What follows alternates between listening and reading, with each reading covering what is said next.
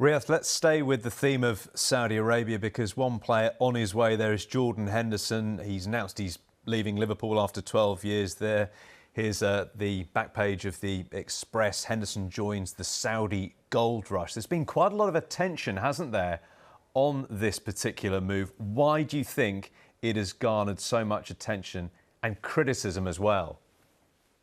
Yeah, clearly we've got the two elements here. One of them being 33-year-old captain of Liverpool, probably in the shake-up for the Euros next summer, and he's going over to Saudi Arabia. And of course, the broader picture, and this is what always comes into the moral question around Saudi Arabia. He's been such a champion of LGBT rights. He's been someone who's stood up for that cause, who's done some really, really good work in that area in tackling discrimination in football. And of course, now he's now going to be going imminently to play in a country where those human rights abuses are appalling and have drawn an enormous spotlight on Saudi Arabia. And so he's going to have to go there and manage the inherent kind of contradiction of this signing.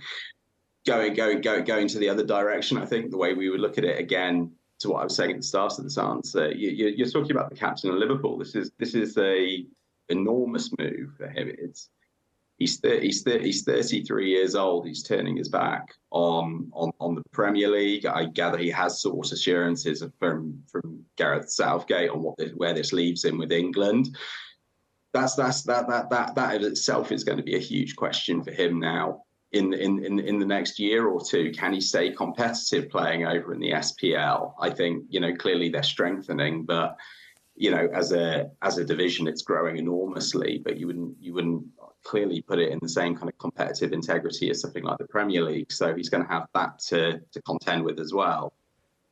He's Liverpool captain. Charlotte, he's had discussions, we hear, with Gareth Southgate over his England future. Will the impact of the Saudi Pro League have an effect on that? He released a fairly lengthy video on his socials explaining his move, or saying goodbye to the Liverpool fans, those who'd followed him for so many years at Anfield. Do you think he now needs to come out and explain his decision to move to the Saudi Pro League because it's gained so much criticism?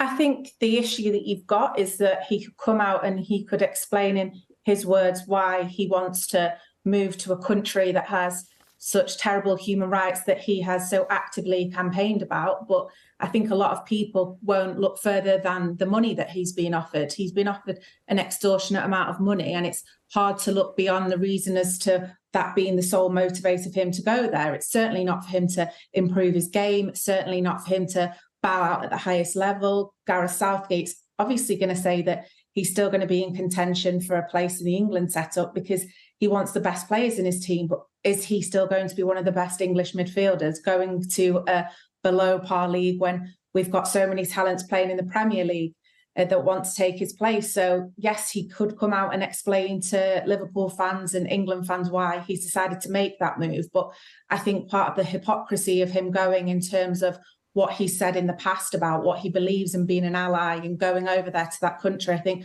a lot of Liverpool fans might find that a little bit difficult to stomach. Obviously, his legacy of what he's done on the pitch at Liverpool is unbelievable. He's lifted every single trophy for them as a captain. And so he's going to go down in their history books. But I think it might just leave a sour taste in quite a few Liverpool fans' mouths.